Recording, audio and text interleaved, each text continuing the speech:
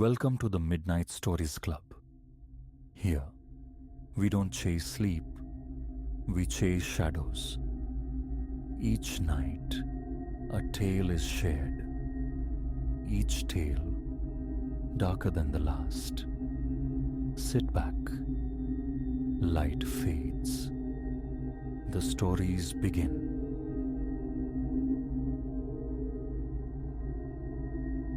Elias Thorne. That's my name. And this account, hammered out under flickering lamplight, is a necessity. A desperate anchor against the tide of disbelief washing over my own sanity. 3 times I've begun. 3 times the words twisted into paranoid ravings on the screen before vanishing under the delete key's relentless march. No more. This iteration stays a chronicle, stark and sequential. Perhaps the sheer linearity of fact will lend it credence. Perhaps. 6 weeks, a lifetime ago, measured in undisturbed sleep, the genesis was innocuous, buried within the steel and glass heart of the Meridian Tower downtown. 14th floor, Sterling and Vance auditors, my professional cage for 8 years. My particular cell, a corner office commanding views eastward toward the dawn, northward toward the sound. Those vast panes of glass, they became my obsession, the silent arbiters of my unraveling. It began, as unsettling things often do, subtly. A Tuesday perhaps. The clock read 7:15 a.m., my customary arrival time. Clara, stationed at the reception monolith, offered her practiced, impersonal nod as my keycard granted passage. The elevator ascended in vacant solemnity. The pre-9 a.m. hush of the tower was a solace I once cherished. But stepping toward my office, sanctuary no more. A discordant note struck. The east window, a sheer drop to the street below, stood ajar. 4 inches precisely, enough for the raw October air to bite. The insulated mug nearly leaped from my grasp. An absolute certainty settled cold in my gut. That window had been secured the previous evening. Locked. Sealed. A ritual as ingrained as locking one's own front door. I crossed the threshold, knelt by the casement. The latch mechanism gleamed, unmarred. It yielded smoothly to my touch. Closing it, clicking the lock home, I wrestled down the unease. By midday, I'd rationalized it away. Fatigue, a momentary lapse, an oversight, commonplace. The following dawn shattered that fragile rationalization. Same window, same 4-inch gap breathing cold onto my carpet. This time, doubt fled. I knew. Hadn't I deliberately rattled the frame before leaving, double-checking the stubborn lock? Tremors ran through my hands as I secured it once more. Downstairs, in the building's bowels, I found maintenance. Gus, a man whose beard seemed to absorb ambient light, regarded my explanation with the profound skepticism usually reserved for alien abduction stories. "Can't happen, Mr. Thorne," he rumbled, scratching bristly territory. "Those units, sealed from the outside, safety regs, only ones in there after hours are the cleaners, and they ain't got keys for that." I pressed, insisted. He performed a meticulous, ultimately fruitless inspection. The lock remained stubbornly functional. Later, the cleaning supervisor swore her crew never touched the windows. Strict policy. A week bled into the next, each morning heralded by the same violation. Always the east window. Always those precise 4 inches. The chill seeped into my bones, a prelude to the deeper cold to come. My phone became an archive of architectural transgression. time-stamped photos of the defiant gap. We even rearranged the cleaning rota, the vacuum whine preceding my arrival. Useless. The window persisted in its silent rebellion. I understand the precipice upon which my credibility teeters. Believe me, numbers are my trade, proof is my creed. Had a client presented such a narrative, I'd have mentally flagged them as unreliable, perhaps delusional. Yet, the evidence of my own senses was irrefutable. After 2 weeks of this mounting absurdity, I acquired a small weapon, a simple wireless security camera. Nestled amongst accounting manuals on my bookshelf, its unblinking eye trained on the offending window. That evening, the locking ritual was almost ceremonial. Checked, double-checked, triple-checked. Recording initiated, sleep, predictably, was a fractured affair. The next morning, bypassing coffee, bypassing routine, I lunged for my laptop. The window naturally gaped open. My fingers, slick with sweat, fumbled the password. Playback. The timeline scrolled, 3:00 a.m. Stillness. 3:30 a.m. Shadows unchanged. Then precisely at 4:00 a.m. an audible click. Unseen forces actuated the lock. Slowly, deliberately, the heavy window pivoted outward. 4 inches. Silence reigned, save the building's low hum. No spectral figures, no Hollywood theatrics. Just physics unraveling, causality fraying at the edges. The sheer, mundane impossibility of it. I replayed the clip again and again, searching for trickery. Wires thinner than spider silk, reflections, magnetic fields. Nothing. Raw, inexplicable reality. Later that afternoon, the contents of my stomach violently rejected the day's coffee in the privacy of my waste bin. I sought out Miss Albright, my supervisor. Years we'd worked together. She knew me as methodical, grounded. I presented the laptop, the footage, her composure eroded frame by frame, her complexion turning to parchment. Has anyone else seen this, Elias? Her voice was hushed. I shook my head. Don't show them, she commanded, a strange urgency in her tone. Not a soul. Allow me to handle this. The following day brought visitors. 2 men, sculpted by anonymity, clad in identical grey suits. Their credentials identified them merely as corporate security. No names exchanged. They interrogated me with detached precision. The window's habits, the camera's placement, my own routines. Copies of my photos, my videos, vanished into the briefcases. One pressed a blank card into my hand, bearing only a string of digits. Any further anomalies, Mr. Thorne? His voice flat, devoid of inflection. Report immediately. Time is irrelevant. That evening, defiance warred with unease. I remained, intending to witness the 4 a.m. performance firsthand. Around 10, Miss Albright appeared, her face etched with a tension that belied her calm words. Elias, go home now, she urged, her voice low, almost pleading. Please, trust me in this. An unnamed fear, colder than the draft from the window, coiled in my stomach. I obeyed. I left. Night after night, the window performed its solitary act. Night after night, the camera documented it. The lock turning, the pane swinging open. 4 inches. Always 4 inches. Always silent. The men in suits became periodic specters, materializing to collect the digital evidence, offering no explanation, no comfort. Then, subtly, the haunting broadened its scope. A month into the ordeal, the disturbances migrated inward. My desk chair nudged millimeters from its accustomed spot, documents subtly reshuffled overnight.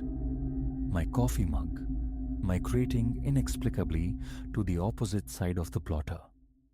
A second camera was deployed, this one surveying the entire office space. The new footage confirmed my sanity, even as it frayed it further. Between 3 and 4 in the morning, objects stirred. A pen rolling uphill, files levitating briefly before settling, as if an unseen occupant paced my confines, idly rearranging the inanimate. My pleas for relocation, another floor, another building, anywhere, met curt refusal. A request to work remotely? Denied. Ms. Albright now avoided my gaze entirely. The grey suits ceased their visitations. Silence, thick and heavy, descended. Then came last week. Exhaustion finally claimed me, slumped over spreadsheets near midnight. I surfaced from a shallow doze not to an alarm, but to a sound, the distinct metallic click of the window latch. Every instinct screamed stillness. Eyes clamped shut, breath held captive in my chest. The air grew frigid, a palpable drop. Then, footsteps. Soft, impossibly light, scuffing the carpet just behind my chair. They paused.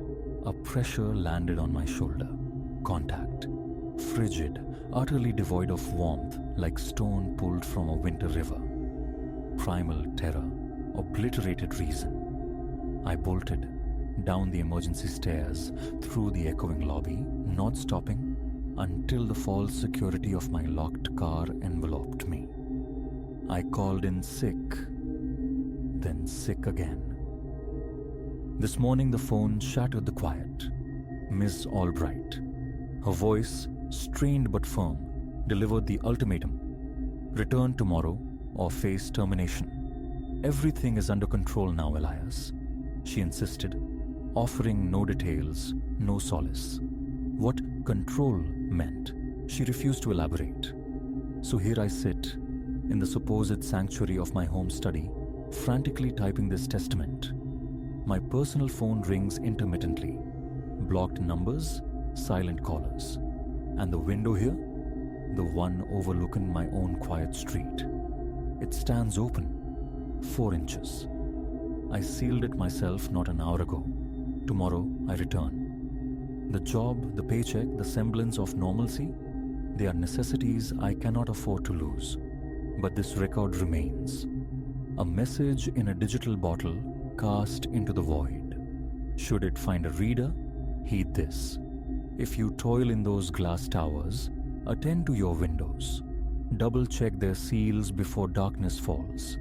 And if, upon arrival one morning, you find one inexplicably breached, do not investigate. Do not install cameras. Do not linger after hours. Do not succumb to sleep at your desk.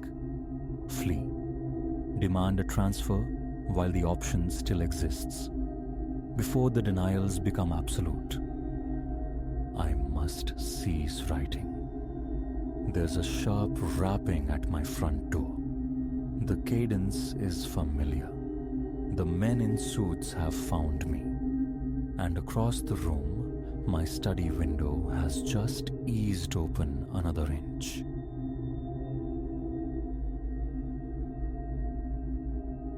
The ancient oak portal yielded with a protesting groan as I nudged it inward, the sound splintering the profound silence, echoing down the cavernous central aisle.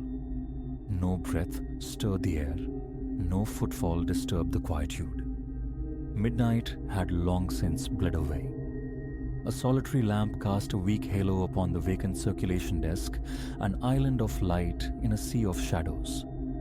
The night watchman, a silhouette glimpsed earlier, had granted passage until dawn, contingent on silence, a vow readily given. My quarry was singular, a manuscript, its arcane reference scribbled on a frayed slip of paper tucked within my coat.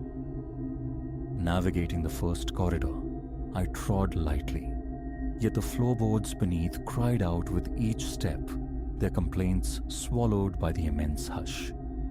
An aroma, thick and layered, permeated the space.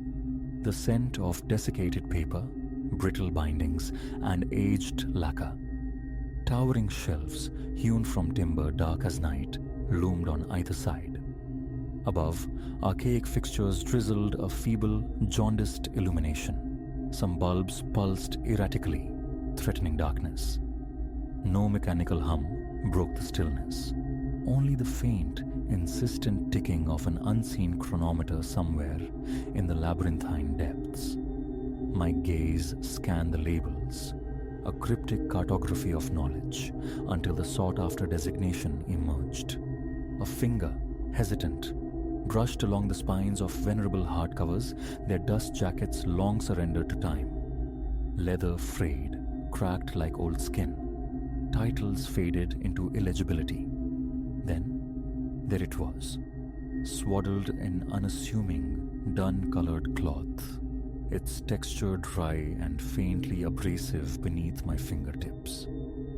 Lifting it from its resting place, I bore the volume to a nearby reading table shadowed by a diminutive lamp.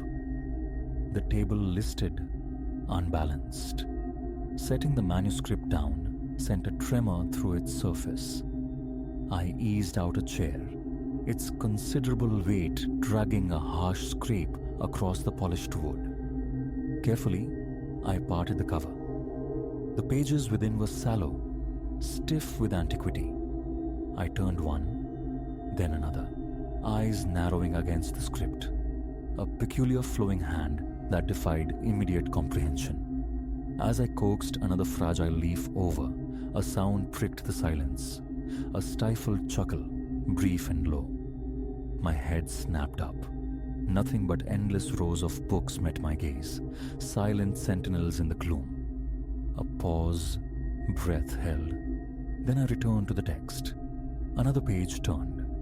Again, the soft, unnerving mirth, seemingly emanating not from the room, but from the very fibers of the manuscript itself. I inclined my head, listening intently.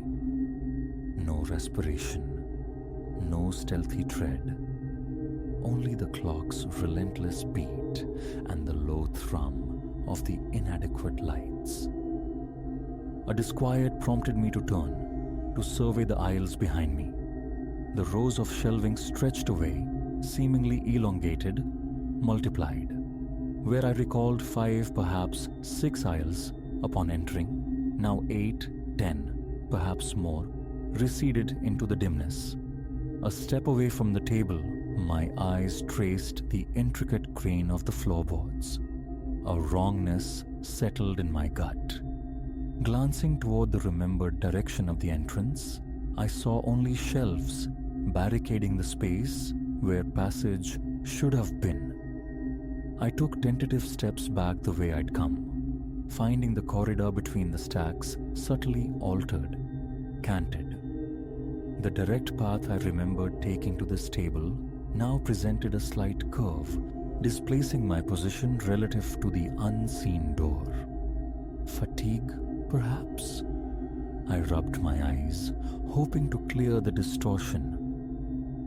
Returning to the manuscript, I drew the lamp nearer, its bulb humming a low, resonant note. I turned a page. A delicate ripple of laughter breathed from the parchment. Cold red prickled my arms, my throat constricted. With deliberate gentleness, I closed the volume, the cover falling with a soft thud. Standing, a sudden urge for open air, for release, propelled me. I scanned for the entrance, remembering it mere paces behind me. Only shelves greeted my eyes. Circling the table, stepping left, I peered down an aisle. It plunged into a darkness deeper, more absolute than seemed possible. Another aisle offered only more towering stacks. I pivoted slowly, a full rotation. No hint of the circulation desk, no glimmer of the exit. My pulse hammered against my ribs. A damp sheen slicked my forehead. Swallowing hard, I called out, "Greetings." My own voice returned, amplified, mocking. "Is anyone present?" Silence answered. Straining my ears, I caught a faint rasping, like something sharp dragged across wood. The instant my attention fixed upon it, the sound ceased. Cautiously, I moved toward its source. The overhead lights flickered, casting dancing shadows. The pungent scent of old varnish sharpened. No other illumination pierced the gloom. No windows, no emergency signs, just these weary lamps and the omnipresent, silent books. I tried to reconstruct my path, straight from the entrance, locate the manuscript, sit at the table. Simple. Yet now, the familiar landmarks had vanished, swallowed by the library's shifting geometry. Down one aisle I ventured, the shelves soaring 8 feet or more, crammed with somber, unadorned volumes. Each section mirrored the last. Dark wood, muted spines. Reaching the aisle's end, I turned right into another corridor, hurrying now, seeking a boundary, a wall, a door. Instead, the route inexplicably looped me back, depositing me near the very table where the manuscript lay. A circle. I was trapped in a loop. Scooping up the cloth-bound volume, I clutched it close. Perhaps returning it would break the spell. I recalled the shelf, the label. I retraced my steps. But where the designated spot should have been, a different shelf stood, housing unfamiliar texts. I checked the next aisle and the next. The original location had dissolved. The manuscript rested heavy under my arm, its earlier laughter silenced, yet its presence seemed to gain mass. A palpable weight.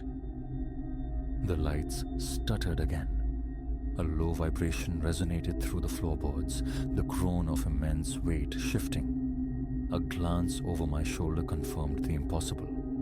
A bookshelf slid ponderously, its base scoring the floor.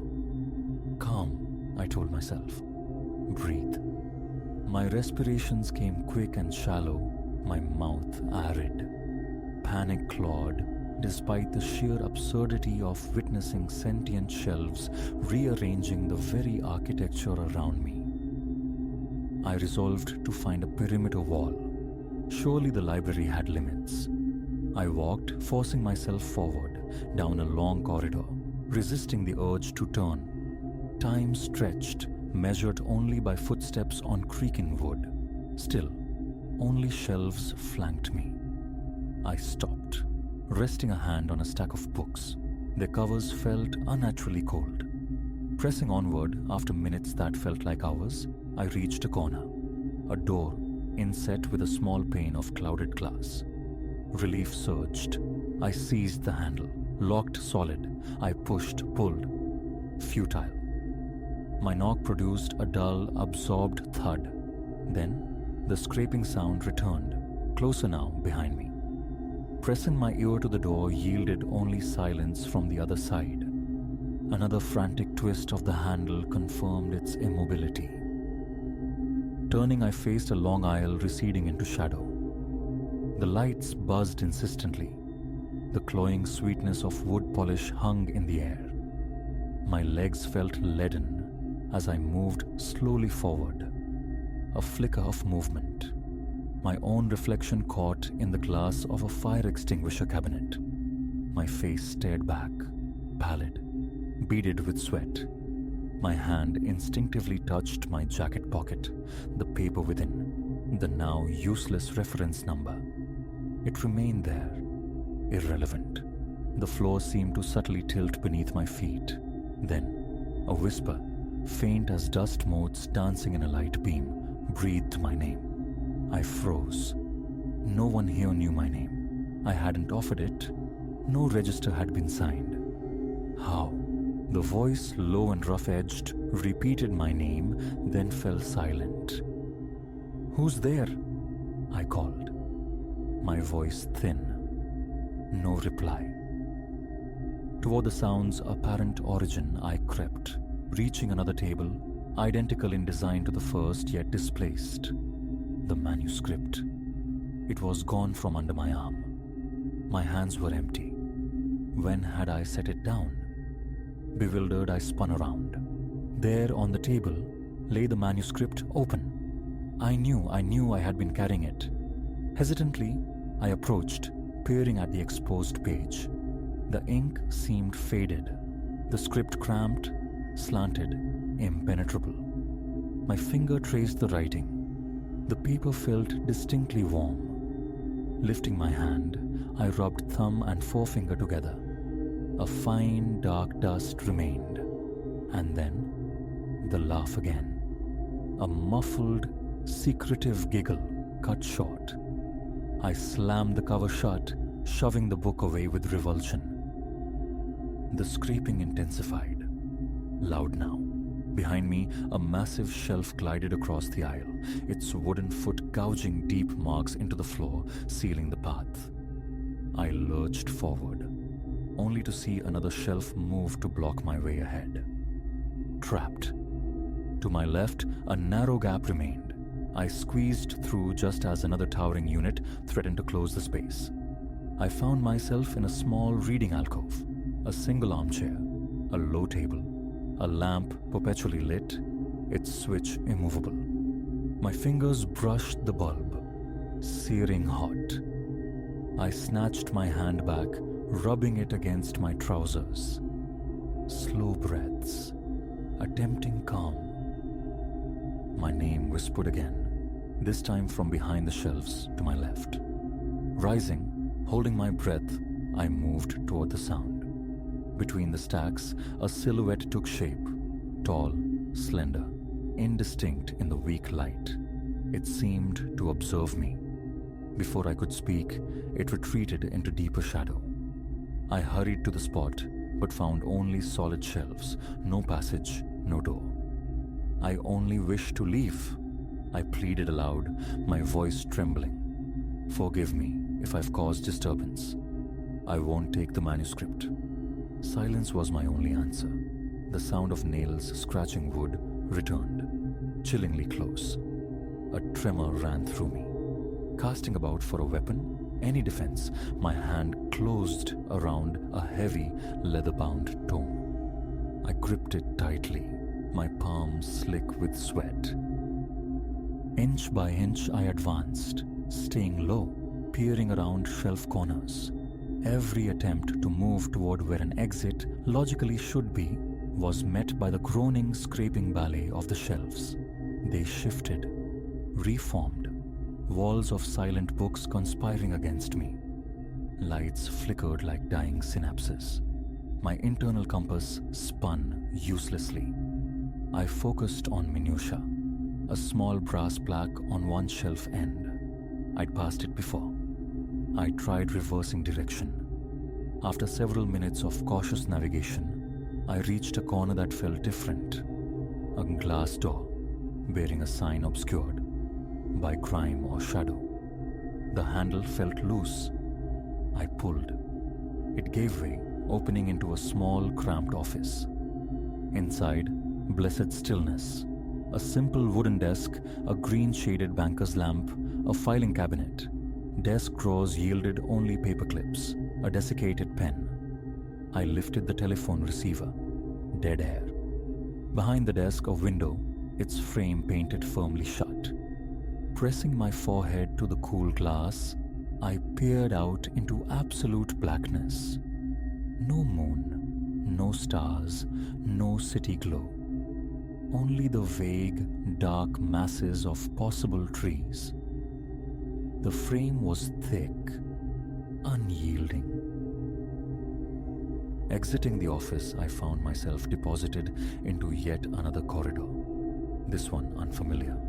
The shelves arranged in stark, straight lines receding into the distance. An end was visible. Hope flickered anew. I walked toward it, my footfalls echoing unnaturally loud. The corridor opened into a space that resonated with faint familiarity. Far ahead, the soft glow of the circulation desk lamp. I quickened my pace, shoes squeaking on the polished floor. The desk loomed closer, the entrance doors visible just beyond it. I broke into a run, refusing to look back, straining against the silence, listening for scraping wood, for laughter, for that voice. Nothing. The great entrance doors were closed, but a thin sliver of light showed beneath them. My hand closed on the handle, turned. It didn't budge. Locked. I threw my shoulder against the heavy wood. The frame shuddered, but held fast. Stepping back, scanning the now silent vastness, the voice spoke again, directly behind me. I whirled around. A blurred form solidified momentarily between the shelves, perhaps 10 feet away. It tilted its head, an unnervingly inquisitive gesture. A step toward it, and it dissolved back into the shadows. "What is it you want?" I yelled, the sound swallowed by the stacks. No answer, no return. Rubbing my face, teeth gritted, I turned back to the door. Again, I wrestled with the handle, twisting, yanking, lifting. Nothing. Spying a hefty dictionary on a nearby shelf, I seized it, swinging it hard against the metal handle. A clang reverberated. The door seemed to shift fractionally. I tried the handle again. It gave slightly. Pulling with all my strength, it opened an inch, then two. Wedging my foot in the gap, I strained, levering it open just wide enough to slip through. One final desperate shove, and I was out. I stood in the main building hallway. Here, the lights burned steady and white. The floor was cool tile, not wood. The air smelled faintly of old disinfectant, blessedly mundane. Over my shoulder, the library door stood closed. I tried the handle from the side, locked tight. Through its small glass panel, the interior looked utterly normal. Shelves orderly, the desk empty, the reading area quiescent. No movement, stable lights, no laughter, no voice. Down the tiled hallway I walked, toward the building's main entrance. The large glass doors at the front swung open easily at my touch. Outside, the night air was cool, damp against my skin. A distant car hummed on a far-off street. I stood for a long moment, gulping air, my muscles aching, shirt clinging damply to my back. My name, whispered in that rough voice, echoed in my skull. What transpired within those walls defied reason, but reason felt distant, unimportant now. Taking hesitant steps away from the edifice, I looked back. The old library stood silent, its windows dark voids, the heavy oak door firmly shut. From this vantage, it projected only aged dignity, ordinary and still. Nothing stirred. No sound escaped. I turned away and walked, putting one foot mechanically before the other, until I passed through the main gate and onto the empty street, resolutely not looking back again.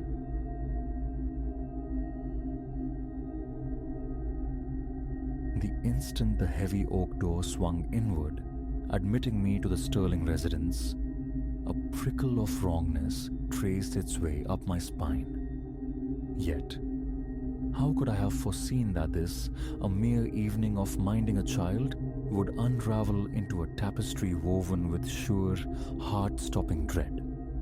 It promised simplicity itself. The Sterlings, pillars of our provincial town, moneyed, esteemed, perpetually seeking steadfast care for their 5-year-old son, Leo. When Mrs. Sterling's call came that afternoon, her voice tight with urgency, pleading for me to step in for their usual sitter felled by sudden illness, refusal felt impossible. The offer of twice my standard fee certainly didn't dissuade me. I arrived as dusk bled across the meticulously sculpted grounds, stretching shadows like grasping fingers. Mr. Sterling, immaculate in tuxedo attire, destined for some glittering charity gala, greeted me at the threshold. "Clara, thank heavens you could make it," he murmured, drawing me into a foyer vast enough to swallow my small car, all polished marble and gleaming mahogany. My jeans and worn sweater felt utterly inadequate. From the curve of the grand staircase descended Mrs. Sterling, her stilettos clicking like impatient metronomes, shoes likely exceeding my vehicle's worth. "Leo's already tucked in," she announced, adding a final precise slash of crimson lipstick. "He rarely stirs, but his room's the second door on the left, should he need you." I offered a nod. Previous visits had familiarized me with the layout, yet an odd tremor in her voice gave me pause. Nerves, difficult to gauge beneath the smooth, immobile landscape of her face. "Just one item," Mr. Sterling interjected, guiding me towards a sleek wall-mounted tablet glowing softly in the living room. "We've integrated a new security suite. Full camera access from this panel." Surprise flickered through me. Cameras. That was new. Mrs. Sterling emitted a laugh, sharp and brittle as spun glass.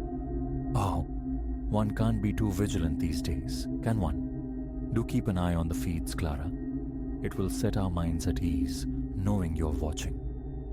Before further questions could form, they were gone, whisked away in a cloud of expensive fragrance and clipped farewells. Silence descended, thick and heavy, punctuated only by the almost imperceptible thrum of advanced technology. I drifted towards the kitchen, retrieving a cold drink from the cavernous refrigerator. The tablet beckoned, its screen a mosaic displaying silent, watchful eyes throughout the house. Most views were inert, swallowed by shadow. The sprawling rear lawn, the empty driveway, the upper corridor. One square, however, held my attention. Leo's room. The small boy slumbered peacefully in a bed shaped like a racing car. An unexpected disquiet settled over me, watching him. It felt intrusive, a violation of some unspoken boundary. Just as I resolved to look away, a flicker of movement snagged the periphery of the feed. My pulse gave a startled leap. Leaning closer, I peered intently at the grainy night vision image. There, again, a smudge of darkness crawling along the floor's edge, perhaps merely a play of light, an optical phantom. But as I watched, transfixed, the shadow seemed to coalesce, elongating, inching inexorably towards Leo's bed. I flew up the staircase, feet barely touching the plush runner, taking the steps in pairs. My palm, slick with sudden perspiration, closed around the cool brass of Leo's doorknob. I eased the door open, a whisper of sound in the profound quiet. The room swam in the gentle luminescence of a rocket ship nightlight. Leo was undisturbed, his small chest rising and falling rhythmically. My gaze swept the room, straining against the dimness. Nothing. No lurking shape. No sign of intrusion. Foolish, I chided myself, retreating downstairs. My imagination, surely stoked by the strangeness of monitoring surveillance feeds in this opulent, familiar, yet unfamiliar house. Sinking into the embrace of a velvet sofa, I sought refuge in the mindless scroll of my phone. An hour drifted by, measured only by the grandfather clock's solemn chime. I checked on Leo again, physically this time, finding him still lost in untroubled sleep. Returning downstairs, however, a motion on an external camera feed arrested me. A silhouette slipped across the flagstone patio, hugging the deepest pools of darkness. My breath hitched. Could it be the Sterlings, returned unexpectedly early? No. The figure was clad entirely in black, their movements economical, furtive, imbued with unsettling purpose. My fingers scrambled for my phone, poised to dial for help, when the figure pivoted, staring directly into the camera lens. Ice water sluiced through my veins. They wore a mask, blank, white, utterly devoid of features, ripped from the fabric of a nightmare. The masked intruder lifted a gloved hand, index finger extended, pointing straight at me through the digital eye. Then, with agonizing slowness, the finger traced a sharp, cutting line across the throat. The screen dissolved into blackness. Panic detonated within my chest. I jabbed frantically at the unresponsive tablet, desperate to resurrect the camera feeds. Nothing. The entire system was inert. A floorboard groaned overhead. I froze, listening intently. Unmistakable footsteps, heavier than a child's, echoed from the upper floor. My thoughts scattered like startled birds. Get Leo. Get out. But the intruder, were they already upstairs? Were there more than one? Heart hammering a frantic rhythm against my ribs, certain its thunderous beat would betray me. I crept towards the staircase. The house itself seemed to hold its breath, shadows deepening, every corner pregnant with unseen menace. Halfway up, a door creaked open. Leo's small, frightened voice drifted down the hallway. "Hello? Mommy?" "Leo!" Abandoning caution, I surged upwards, rounding the landing towards his room. Light spilled from the open doorway into the darkened corridor. Leo stood there, blinking sleepily in his spaceship pajamas. "Clara, I had a scary dream." Relief washed over me, potent and dizzying. I swept him into my arms, holding him tight. "It's okay, little guy. We need to go downstairs now." Very, very quietly. He burrowed against my shoulder, nodding, still caught in the undertow of sleep. I turned towards the stairs and my blood ran cold. Poised at the far end of the hallway, utterly still, stood the masked figure. Leo, sensing the sudden tension radiating from me, began to whimper. I clutched him tighter, mind racing. The stairs were blocked, the only other route. I spun and bolted for the master suite. I knew it possessed a balcony. If I could reach it, perhaps I could summon help, find an escape. Slamming the heavy door shut, I fumbled with the lock, knowing it offered only fleeting resistance. Setting Leo down momentarily, I rushed to the ornate French doors leading outside. Locked. "No, no, please," I whispered, rattling the handle futilely. Through the glass, the warm glow of neighboring houses mocked me, islands of normalcy impossibly distant. A solid thud reverberated against the bedroom door, making me flinch. Leo's whimpers escalated into frightened sobs. Scooping him up again, my eyes darted wildly around the opulent room, searching for any potential weapon. The impacts intensified, the door shuddering violently in its frame. It wouldn't last. Backing towards the balcony doors, I shielded Leo with my body. My free hand closed around the cool, reassuring weight of a heavy crystal vase on an end table. Pathetic, perhaps, but all I had. With a sickening crack, the door splintered inwards, showering the carpet with fragments of wood. The masked figure filled the doorway, silhouetted against the hall light. A long, wickedly sharp knife gleamed in the hand. "Please," I begged, my voice fracturing. "Don't hurt him. Take anything you want. Just let us go." The figure tilted its head, a gesture unnervingly calm. Then, to my utter astonishment, they reached up, pulling the blank white mask away. It was Eleanor Sterling. Mrs. Sterling," I stammered, reality tilting precariously. What is happening?" She smiled, but the familiar society veneer had cracked, revealing something predatory beneath. "Oh, Clara," she cooed, the sweetness laced with venom. "You performed admirably, better than we dared hope, truly."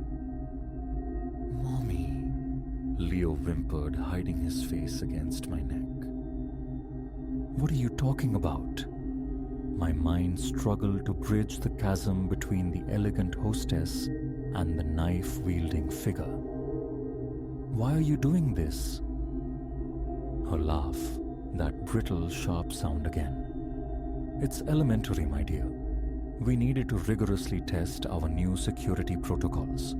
And what better crucible than a genuine home invasion scenario?"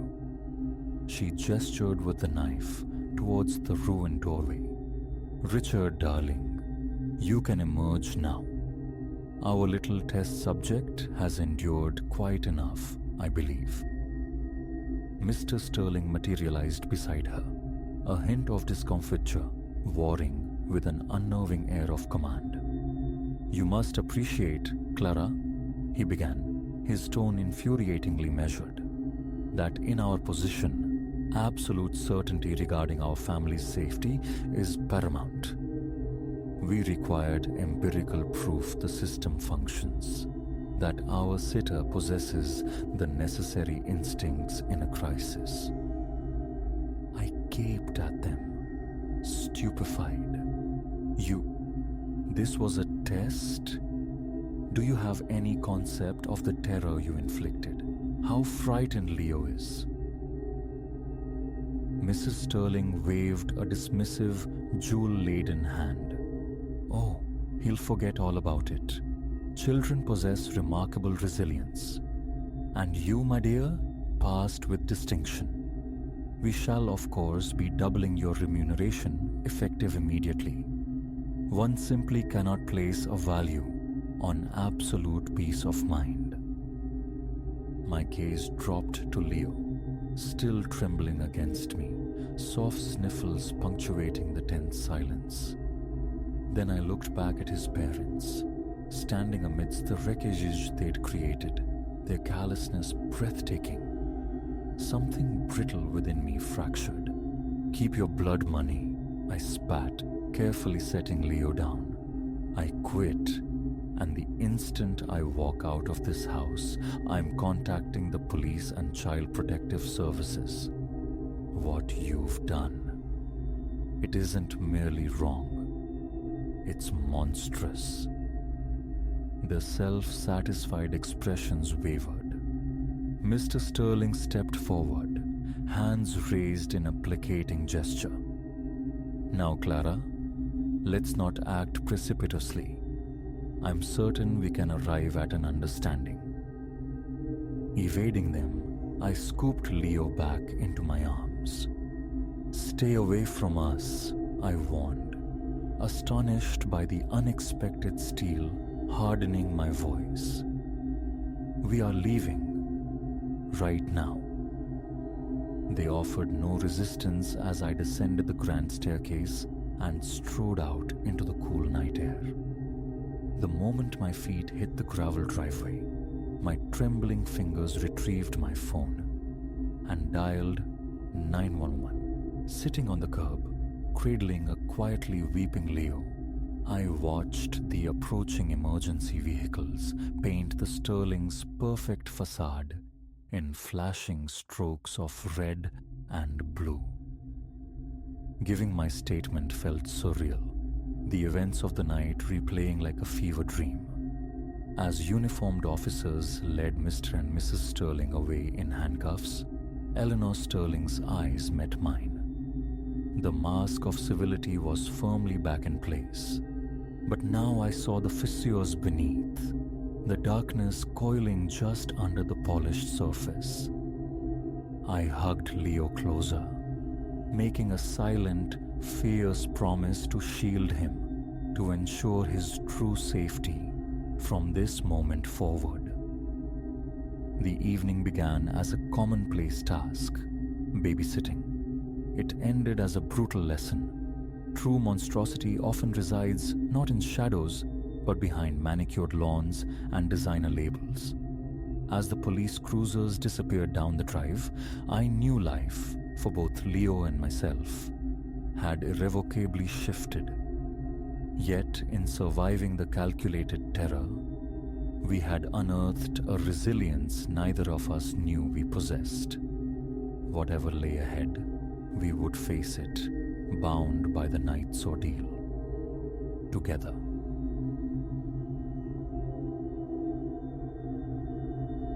No one petitions for uncanny sounds upon relocating. My sole desire was sanctuary, a quiet quarter defined by venerable architecture and neighbors of simple habit. Yet, barely a week settled, the low, lingering whistle found me near midnight. It emanated from the tight confines beside my window. I bolted from bed, peering into the alleyway's throat. Nothing stirred save the ancient stone sweating under a lone street lamp that pulsed against the damp air. A drunkard, perhaps, or some late-night wanderer. Plausible dismissals until the whistle returned the following night, and the night after that. Never haphazard, always deliberate, a sound that coiled tight within my chest. At the office, between columns of figures, my thoughts strayed, pencil tapping rhythmically, wrestling with the creeping possibility that my own mind was betraying me. I am, by all accounts, unremarkable. Silas, tethered to ledgers in a small accounting firm, nestled in this old city's heart. The work offers little spark, merely the means to sustain myself in a modest apartment tucked away on a serpentine street, largely forsaken after dusk. Here, the building faces loom so near one might almost span the gap with outstretched arms. Even on mild evenings, the night air hangs thick and chill. My flat boasts a perpetually defunct heater. A collection of blankets on the sofa serves as my inadequate defense. A condition endured, not conquered. Each evening concludes with a homeward trek around 10 or 11. The journey is protracted, threading through numerous narrow passages, shortcuts slicing minutes off the road along main thoroughfares. Illumination is scarce, provided by archaic fixtures bolted to stone facades, half of them extinguished relics. My footfalls acquire an unnerving resonance, echoing in a way that strips away anonymity, leaving me feeling starkly exposed. Roughly 2 weeks after the whistle first intruded, a new sensation surfaced. The distinct feeling of being observed. Halfway down some constricted channel, a presence would materialize at my back, an insistent prickle on my neck, a sudden frantic thrumming beneath my ribs. I'd whirl, confronting only familiar emptiness, converging walls, perhaps a feline shadow slinking near refuse bins, or the fleeting scurry of a rat. Nothing human, Once I experimented with stealth, sliding my feet rather than stepping firmly, straining to catch another's movement.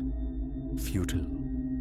Only the distant rhythmic drip from a faulty downspout punctuated the quiet. That profound silence became its own kind of pressure, almost more unsettling than any distinct noise. I mentioned it to Marcus at work. He offered a shrug, a mumbled comment about the city's age, its abundance of peculiar corners, suggesting I was merely unnerving myself. The idea of fearing my own neighborhood chafed, so one night, I resolved to alter my path. I skirted the deepest shadows, clinging to a wider, albeit longer street, adding 15 minutes to my commute. That night, the sound pursued me, nonetheless. Faint initially, it crept closer, seemingly borne on the breeze itself, raising the hairs on my neck. I halted, listening intently. The whistle persisted, weaving around me, ricocheting off unseen surfaces.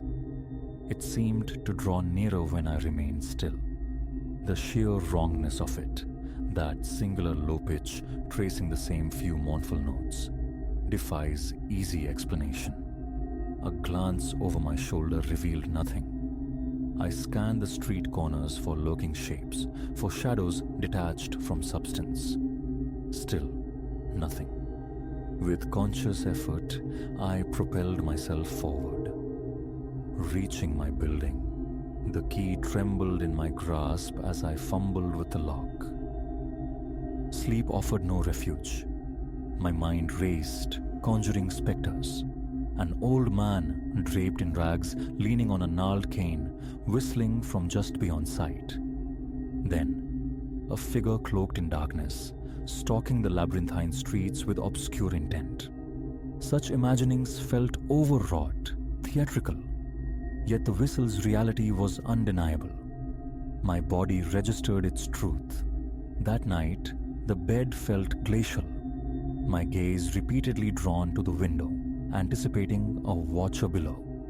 Around 3 a.m, I thought I detected faint footsteps, but the boundary between waking and dreaming had blurred. Morning found me depleted, shadows pooled beneath my eyes. Marcus inquired if late-night television binges were the cause. I offered no correction. A few days hence, resolve hardened within me. I would lie in wait, intercept the whistler. Leaving the office ahead of schedule, I showered quickly at home, shedding the day's grime, then clad myself in dark attire and slipped back outside. I positioned myself against the damp, cool stone near my building's entrance, waiting.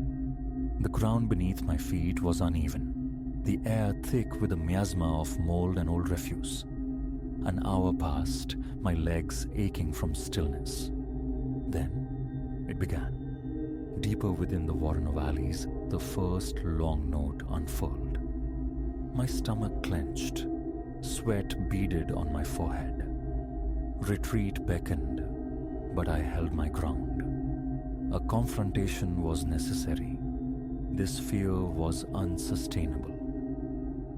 The whistle continued, revealing its pattern. 4 or 5 notes, a breath of silence, then repetition. A melancholy tune, amplified by the close-set walls.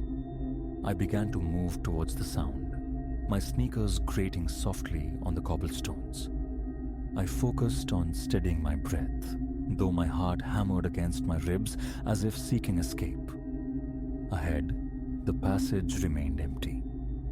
Passing beneath a sputtering street lamp, its light momentarily faltering, my own shadow stretched long and distorted beside me, an unsettling companion. Turning a corner, I abruptly saw it, a silhouette at the passage's end.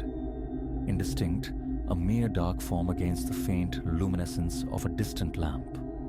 My feet rooted themselves to the spot. My jaw tightened. The whistle persisted, clearer now, undeniably originating from that figure. Hey! My voice, unnaturally loud, fractured the stillness, echoing back at me. The silhouette seemed to ripple, to shift. I advanced a few paces. The whistling ceased abruptly. A faint shuffling sound followed, like a shoe dragging across stone. I broke into a run. By the time I reached the spot, it was deserted. Heart pounding, breath ragged, I scanned the vicinity. The alley diverged into two narrower paths, both swallowed by darkness. I listened for the whistle. Silence. A vagrant breeze nudged a scrap of paper along the stones. Mechanically, I stooped to retrieve it. An old, torn, faded flyer for some forgotten local festival. No answers here. I stood for a long moment, swallowing against the dryness in my throat, before turning back towards home, adrift in a deeper confusion than before. That night became a loop of replaying the encounter. The silhouette, glimpsed for only moments, roughly my height, easily masked by a dark coat. Yet, something in its posture, a stillness that felt like waiting, as if it had intended to be seen. I tossed in bed, sleep elusive.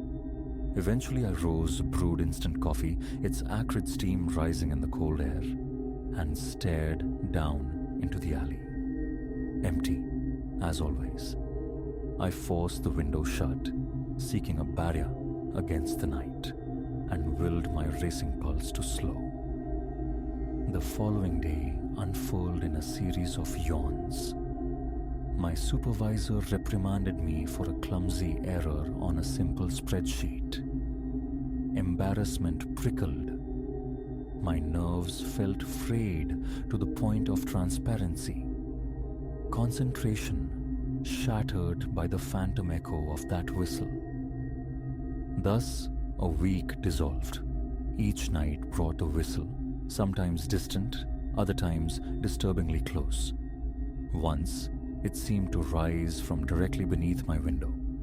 I rushed to look, hard hammering, only to find the pavement below utterly vacant.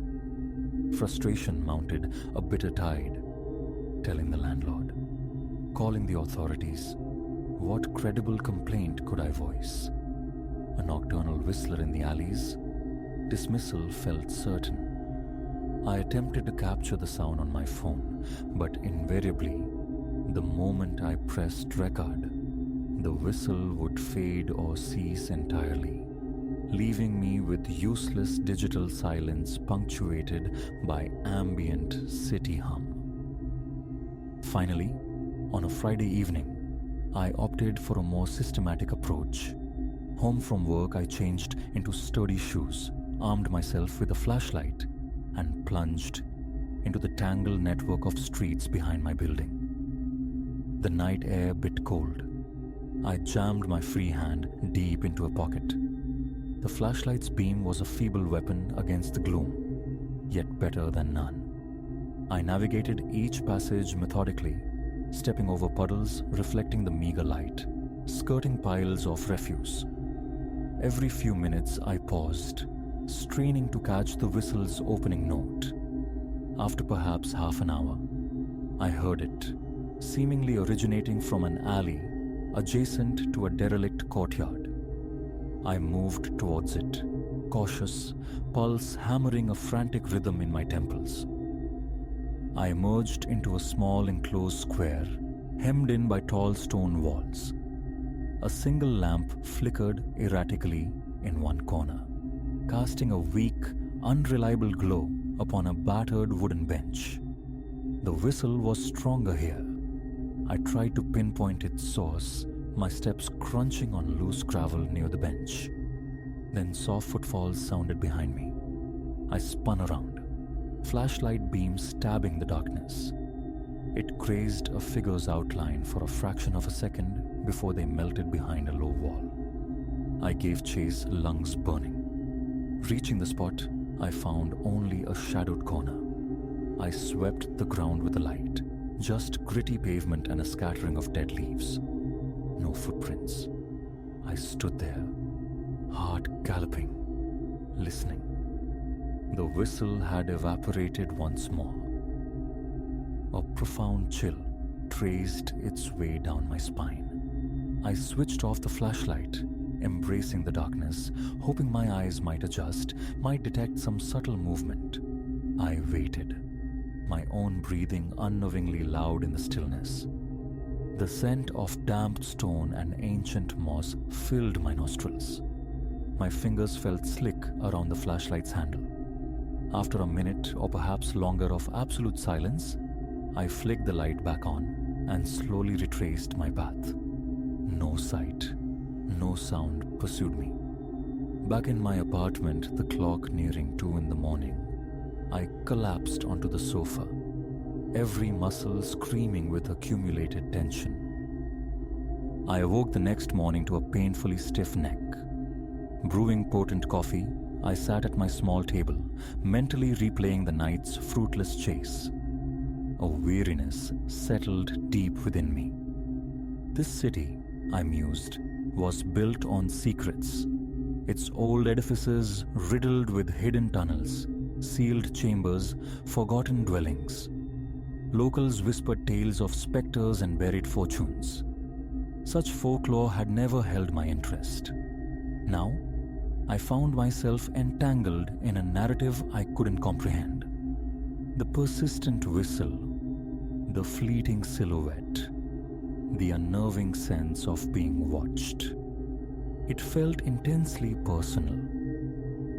For the next few days, I attempted denial. Arriving home from work, music immediately filled the small apartment, a bulwark against the outside world.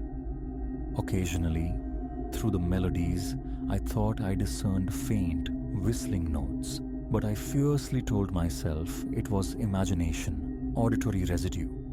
Stress manifested as a constant ache in my stomach.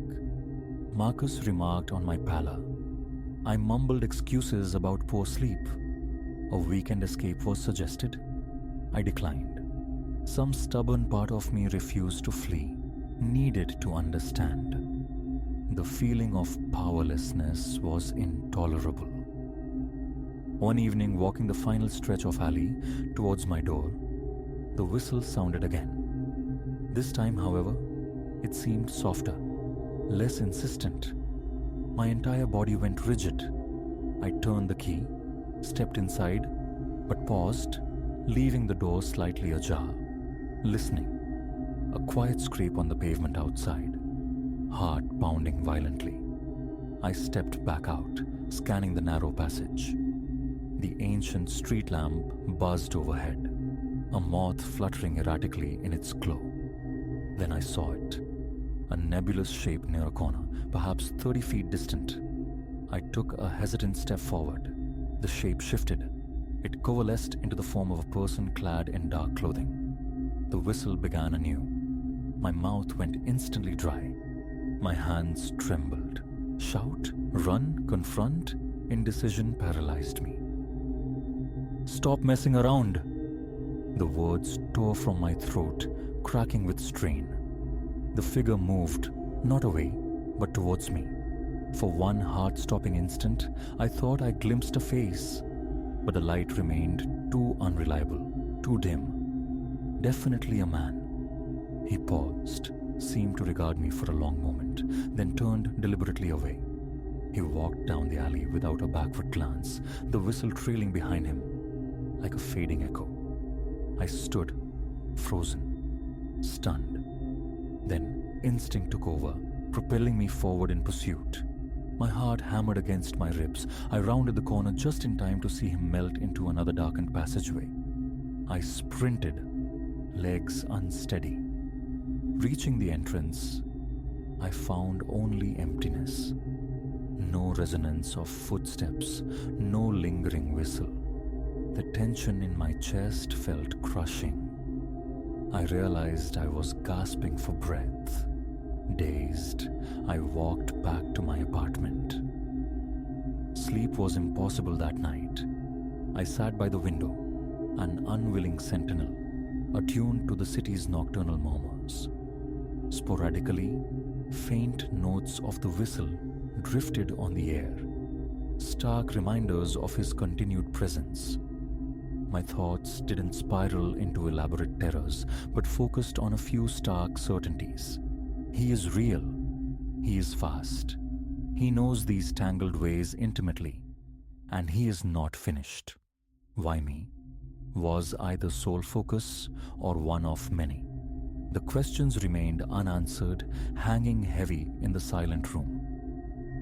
Morning arrived with a leaden weight in my head. My reflection showed bloodshot eyes stark against sunken cheeks.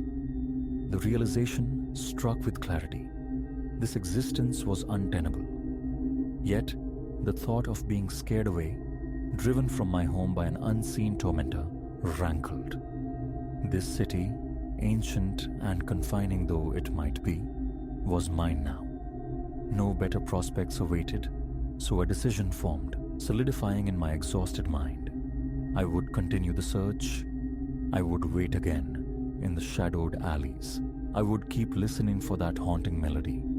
I would face him, demand answers. The ending remained unknown, shrouded in the same obscurity as the whistler himself, but hiding was no longer an option. I felt it deep within me. That whistle holds a story, intrinsically bound to these old stones, these winding paths. One day, I intend to uncover that secret. Until then, vigilance will be my companion, my feet steady, my nerves honed. Should he reveal himself again, I will not run. The time for running is over, and if he chooses to corner me, I will stand my ground. I am weary of living in the shadows of this place. I may be solitary against whatever lurks in these alleys, but I will not yield now.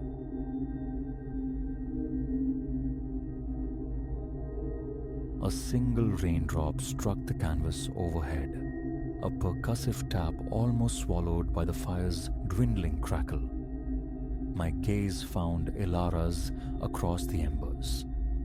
The unsteady light danced on her features, mirroring the disquiet churning within me. Throughout the evening, the woods had whispered unfamiliar sounds, dismissed initially as the forest's nocturnal chorus. But now, cloaked in true dark, with the rain commencing its somber rhythm, those same sounds acquired a distinctly menacing edge. We hadn't intended this deep immersion. Our planned destination, a well-trodden site by the lake, had pulsed with the boisterous energy of adolescence upon our arrival. Seeking tranquility, we pressed further, deeper into the tangled green, eventually claiming a secluded clearing that felt initially like sanctuary. A foolish impulse I recognized too late. Doesn't the narrative always punish the pair who wanders off? Yet, this wasn't celluloid fantasy. This was palpable reality. Zipping the tent flap against the quickening downpour, I marshaled reassurances. Seasoned campers, adequate provisions, a map, a hazy notion of the nearest ranger outpost. We were prepared. We were safe. The rain intensified, a relentless drumming against the taut fabric shelter. Ilara and I burrowed into our sleeping bags, our low murmurs mapping out the next day's intended trek. Gradually, though, words faltered, yielding to a heavy silence punctuated only by the ceaseless rain and the low, distant growl of thunder rolling through the hills. Midnight approached, perhaps past, when the first alien sound pierced the night. A voice muffled and low, emanating from the blackness just beyond our thin walls. "Did you hear?" Ilara whispered, her fingers tightening around my forearm like a vice. I strained, listening past the aquatic curtain. Silence for a beat. Then it returned. Another voice, a different timbre, answering something lost to the deluge. Other campers, maybe, I offered, the words thin, lacking conviction. Deep down, the lie felt hollow. We'd encountered no soul, no sign of passage all day. These weren't the casual tones of fellow travelers. Urgency vibrated beneath the surface, a tension that frayed my already taut nerves. Elara shifted, pressing her ear flush against the nylon. Closer, she breathed, the word barely audible. She wasn't wrong. The voices gained clarity, though the specific words remained obscured by the downpour. More than voices now, footsteps crunched through sodden leaves and undergrowth, deliberate, purposeful. Should see who it is, I murmured, my hand moving towards the zipper. Could be someone lost, needing help. Elara's hand shot out, arresting mine. Are you mad? We have no idea who's out there. Before a retort could form, a stark beam of light sliced across our tent, throwing our huddled silhouettes into sharp relief against the fabric. Elara choked back a gasp. We froze, breaths held captive in our chests.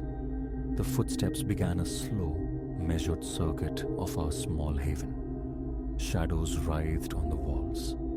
Low murmurs drifted, tantalizingly close, just beyond the membrane separating us from the unknown. My heart hammered against my ribs. A frantic drumbeat I felt certain they must perceive. "Know you're in there," a rough voice rasped, sudden and unnervingly near. "Come out, just want to talk." Our eyes met, wide with shared terror. The voice's inflection stripped the words of any benign intent. Conversation was clearly a euphemism.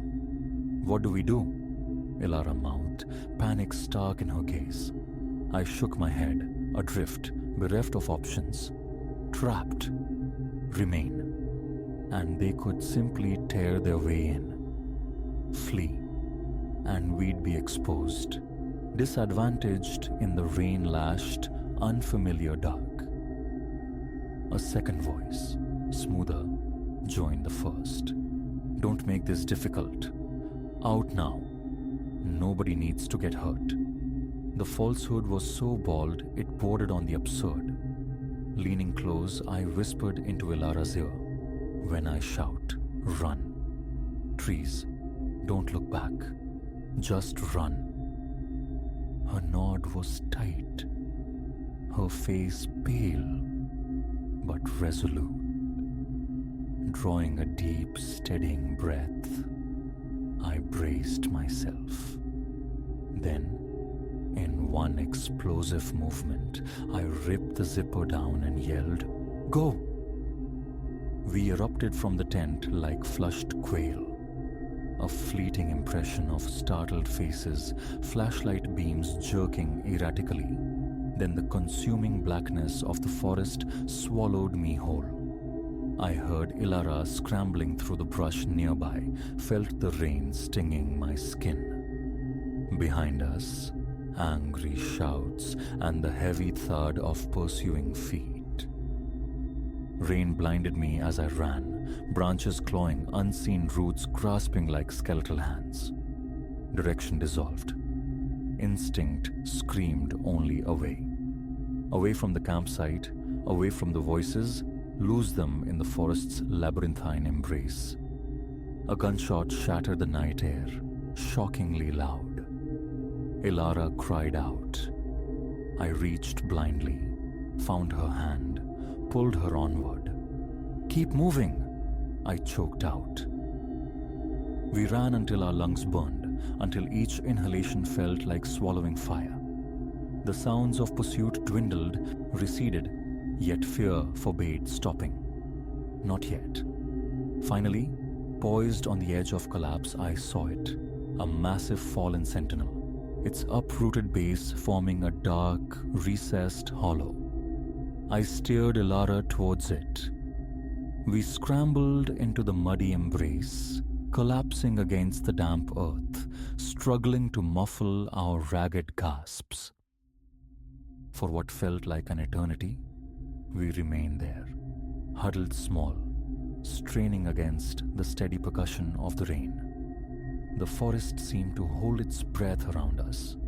No voices, no footsteps, only the ceaseless drip of water from saturated leaves and the occasional far-off grumble of thunder.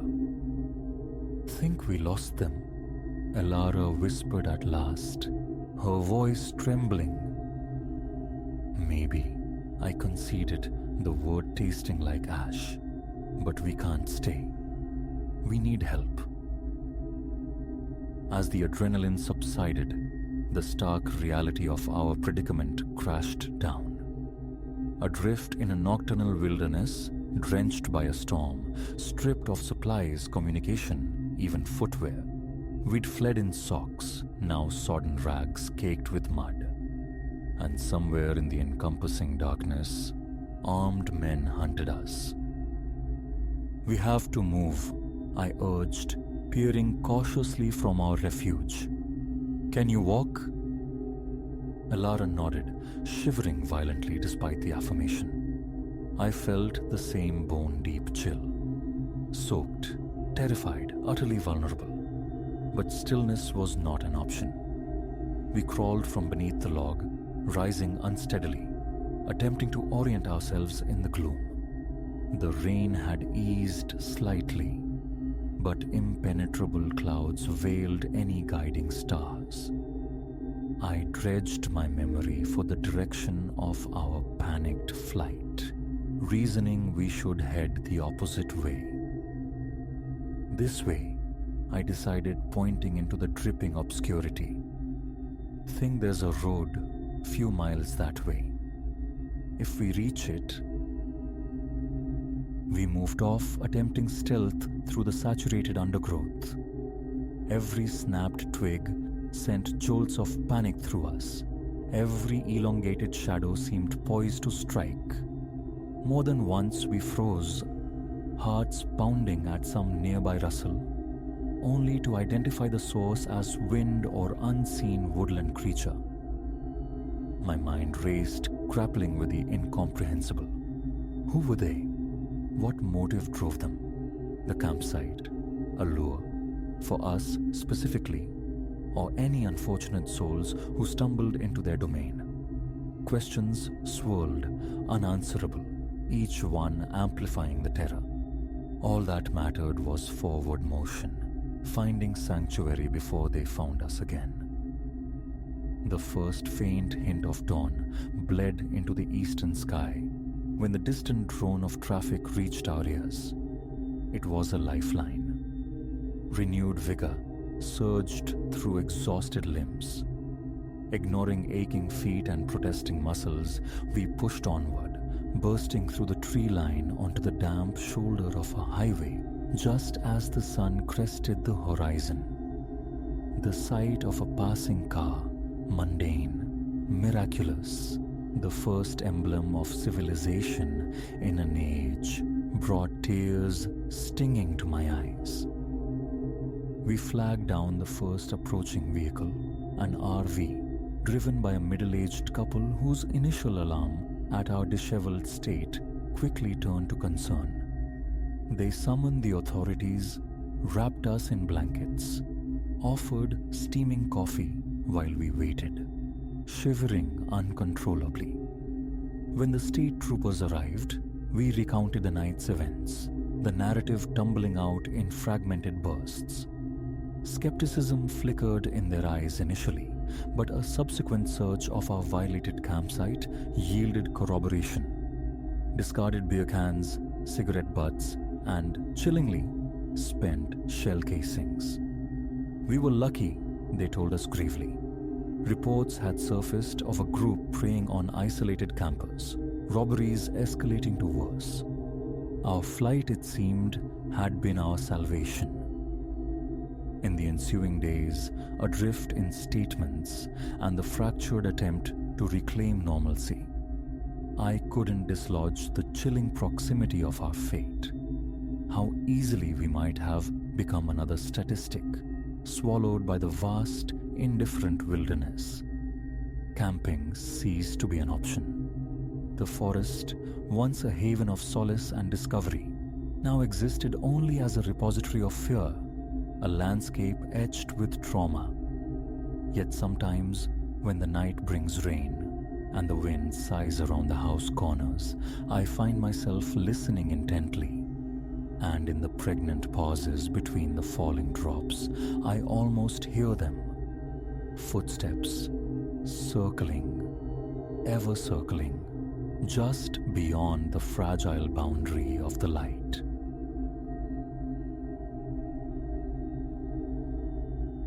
How long this spectral embrace has held me, I cannot reckon. Time itself seems to dissolve within this damnable vapor. Longer, certainly, than any rational excursion should permit. Cold, cloying air rasps my throat raw, and beneath my jacket, my skin prickles with a persistent, unhealthy dampness. When I first deviated from the beaten path, mere hours ago perhaps, though certainty feels like a forgotten luxury, the forest breathed a profound quietude. A weekend pilgrimage, conceived to scour the city's grime from my mind after months immured in my apartment. The itinerary was blessedly simple. Attain the peak, absorb the panorama, descend before twilight claimed the woods. Now, the landscape is an alien canvas, every familiar contour warped, every tree a grotesque silhouette blurred by the opaline miasma. This whiteness, it clots the air, denser than any fog of memory or experience. It coils and eddies with no discernible current, a silent, sightless ocean. And the smell, subtle, insidious, like the breath of a long-sealed sepulchre. It prickles the nostrils, tightens the gut. My eyes sting. Stillness invites a vertiginous lurch, the very ground seeming to tilt beneath my boots as if I tread upon some vast, unstable disk. I fix my gaze on a nearby tree trunk, a dark anchor in the swirling white. Each step towards it is a negotiation with sodden leaves and yielding earth. A frantic drumbeat echoes in my chest, accompanied by an unshakable pressure, a conviction that the world has slipped its moorings. Something is deeply, fundamentally awry. Again the compass comes out. Again, its needle performs a frantic ballet, a dervish refusing allegiance to any pole. My GPS, brimming with charge when I departed my rented foothills cabin, remains stubbornly inert, a dark, unresponsive slab. Technology, it seems, is as lost as I am, silenced or maddened by this place. A curse escapes me, a rough sound swallowed by the fog as I shake the useless device. Pointless. Reaching the tree, I slump against its damp bark, gasping, striving for equilibrium. Through the shifting curtains of white, another form flickers into view, a faint outline, perhaps a dozen paces distant. I freeze, pulse hammering against my ribs. No sound escapes my lips. I merely watch, a statue of apprehension. The shape, tall, gaunt, hunched as if burdened. Its edges ripple, fragmenting like smoke before the mist consumes it utterly. Gone. I blink, hard, questioning my own senses. Not a first time, these fleeting apparitions, humanoid contours sketched and erased by the fog's whim. Never solid enough, never present long enough for confirmation before dissolving back into the void. My legs betray me with a tremor. I compel them forward, clinging to the hope of thinner air ahead. Instead, after wrestling through a snarl of rasping undergrowth, I blunder upon it. A small cabin. It stands derelict, a skeletal structure of greyed planks beneath a roof that sags like weary shoulders. No map I consulted bore mention of such a place, yet now it represents the only sanctuary in this bewildering emptiness. The door groans open at my touch. Inside, gloom reigns, light filtering weakly through panes opaque with grime. Silence presses in, thick and heavy. My boots scuff across wooden floorboards, stirring an aroma of mildew and decaying textiles. An overturned chair sprawls near a table shoved haphazardly into a corner. I lean against the wall, breath tearing at my lungs, struggling to quell the rising tide of panic. My fingertips are numb. The cabin offers a paradoxical solace. Shelter, yet profoundly unsettling. It doesn't belong here. Shucking my pack, I assess my water. Enough perhaps for a night, if rationed with care. I wipe sweat from my brow, the chill of it surprising, and try to marshal my thoughts. Dawn, leaving the rental, the crisp anticipation of the trail. Sick of the city's ceaseless clamor, I'd sought solace in the mountain's embrace. Regret now tastes bitter on my tongue. My gaze falls upon a mirror nailed to the far wall, its frame chipped, its surface clouded with dust and age. Approaching, I see only my own silhouette against the murky glass. A trembling hand lifts, my sleeve wipes a swath across the surface. The reflection gains a fraction more clarity, and in that instant, a flicker, a pale shape drifting past the window behind me. I spin around, heart leaping. Nothing. Only the grimy window, the oppressive stillness. Turning back to the mirror, there is only my own face, wide-eyed with fear, staring back from the dim interior. On a cramped shelf nearby lie several sheets of paper, brittle with age, their edges curled. Journal entries perhaps, or field notes. Scattered words leap out, fog, impossible readings, compass spinning, voices at night. A cold fist clenches around my heart. Another soul ensnared. I riffle through them, the script devolving from measured observation into jagged desperation, ink smudged as if by frantic hands. No dates, no names, just disjointed fragments of terror and confusion. No clues to an escape, if escape was ever achieved. Then, a sound from outside, a low resonant hum, soft yet pervasive.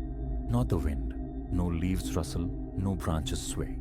It's more akin to distant chanting, a monotonous, hypnotic drone. Pressing my ear to the rough wood of the door, I listen. The sound waxes and wanes, a siren call from the depths of the white abyss. My skin crawls. They want me back out there.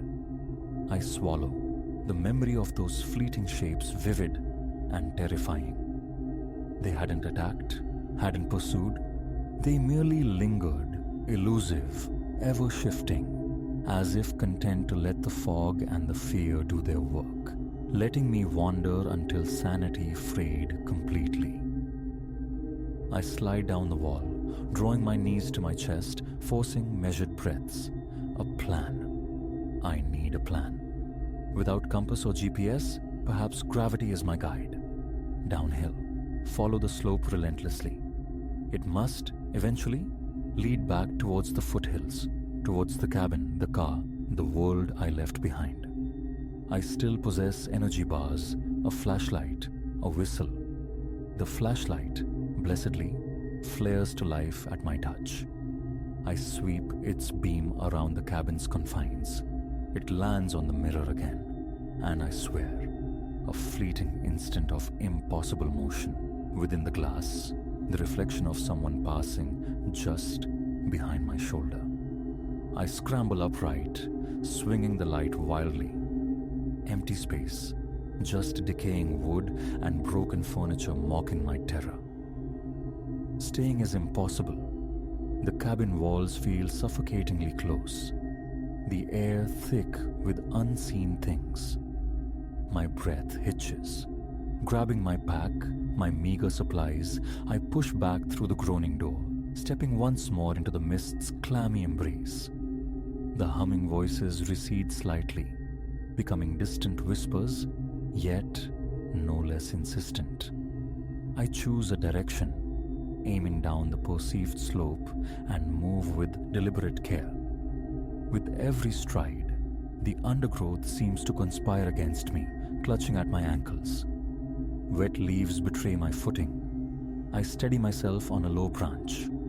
The thudding in my ears drowns out the forest's silence. To my right, a shape coalesces, tall, featureless, unnervingly still. My flashlight beam strikes it. It dissolves like mist upon mist. I stagger back, nearly fumbling the light. The chanting swells, louder now, sourceless, everywhere and nowhere at once. Onward, minutes stretch into elastic eternities. The white vapor clings, condensing on my eyelashes, blurring the world further. Nausea churns. Dizziness spins my senses. Sweat breaks, followed by chills, then sweat again. My ears pop. I shake my head, trying to clear the pressure. Still, I press forward, one agonizing step after another. Tripping over a fallen log, I collapse beside it, conceding a moment's rest. Blind progress feels futile. Muscles scream in protest. Tilting my head back reveals no sky, only the infinite, suffocating ceiling of white. Ah, have I circled back? Lost the downward path. The chanting fades, leaving a vacuum of silence that feels even more profound, more menacing. I feel myself sinking into it, into a vast, indifferent emptiness. I bite my lip, the sharp tang of blood, a welcome anchor to reality. Fumbling in my pack, I retrieve the whistle. Two sharp, piercing blasts lance into the fog. The sound returns, muffled, diminished, a pathetic echo. No response. Closing my eyes, I try to reconstruct the map in my mind. The rental cabin, 2 hours from the road. The trail clearly marked southeast. Southeast should lead towards the river. But where is southeast in this swirling vortex? The compass remains useless, its needle tracing frantic circles. The GPS? Still dead. Phone signal? Non-existent. Trapped. A bubble of pure, unadulterated confusion. Suddenly, footsteps crunch behind me. Not mine. I leap up, heart seizing, flashlight beam slicing through empty, swirling vapor. Nothing visible. Yet the feeling persists. A presence, ancient and vast, brushing past. The hairs on my nape prickle. The journal pages, voices, impossible readings. Could this fog be unnatural? Something sentient perhaps, ancient as the mountains themselves, patiently luring travelers from the path and snaring them in a labyrinth of perpetual panic. It doesn't kill, no.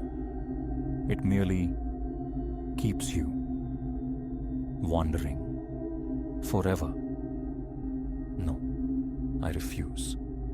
Gritting my teeth, I lurch forward again, finding the downward slope once more. Keep moving, Elias, I whisper, my voice a ragged croak. Keep moving. Each footfall becomes a mantra. Peripherally, they flicker, those ephemeral silhouettes appearing and dissolving at the edges of sight. I fight the urge to look directly, knowing they feed on attention, on fear. They want me to break, to run blindly. My flashlight beam weakens, dims. A knot tightens in my throat. I quicken my pace, desperation lending strength. The mist thickens, pressing against my eyes like damp thumbs. The memory of the mirror resurfaces, that fleeting reflection behind me. Was it inside the cabin too? Is it inside me now? A sharp pain lances through my chest.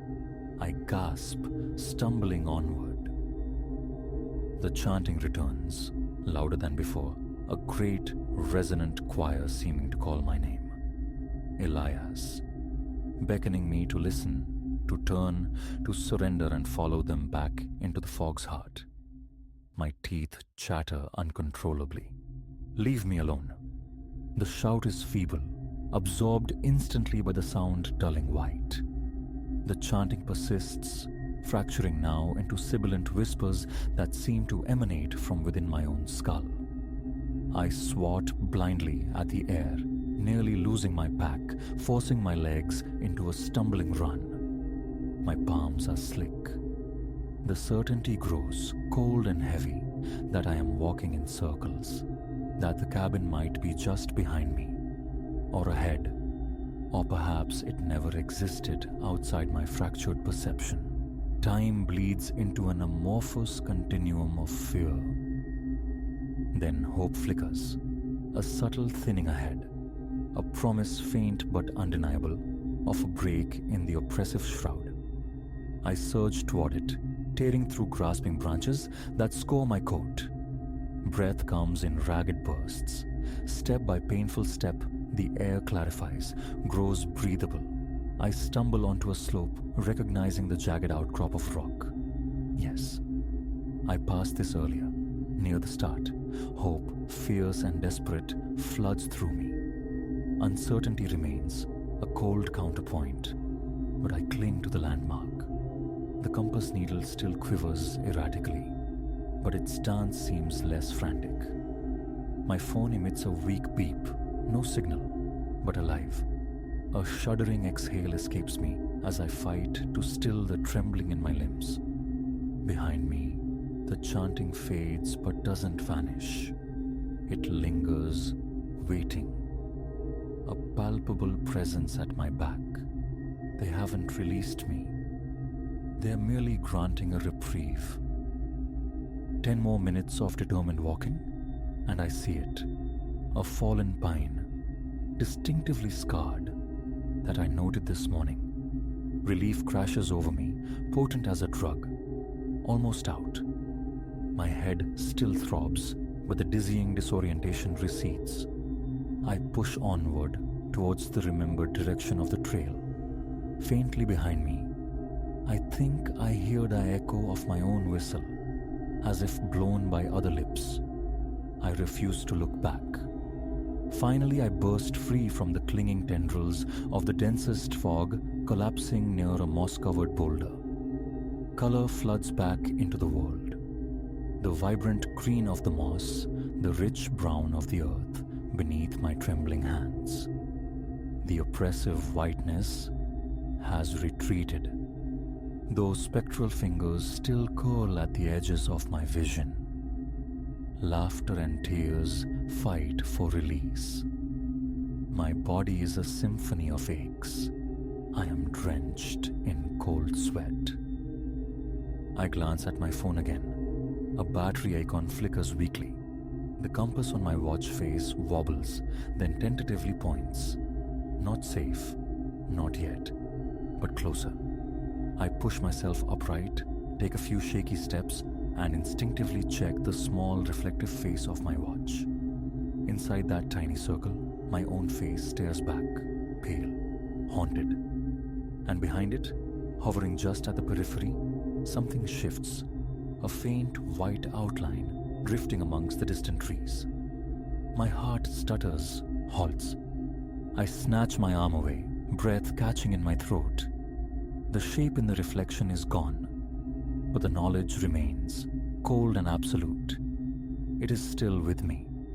Even here, beyond the fog's suffocating heart, its presence clings, a parasite latched onto my perception, lurking now in mirrors, in reflections. I cannot be certain it isn't following me down this slope, back to the rented cabin, back into the fabric of my life. As I limp downhill, each glance over my shoulder is an act of frightened vigilance, ears straining for the returning whispers. I have escaped the labyrinth for now. but its touch remains, an indelible stain on my soul. Trust in maps, in instruments, in the solidity of the world shattered. Henceforth, every reflection will be suspect, scanned for that flicker of white at the edge. The mist doesn't need to kill. It only needs me to remember. And I do. I always will.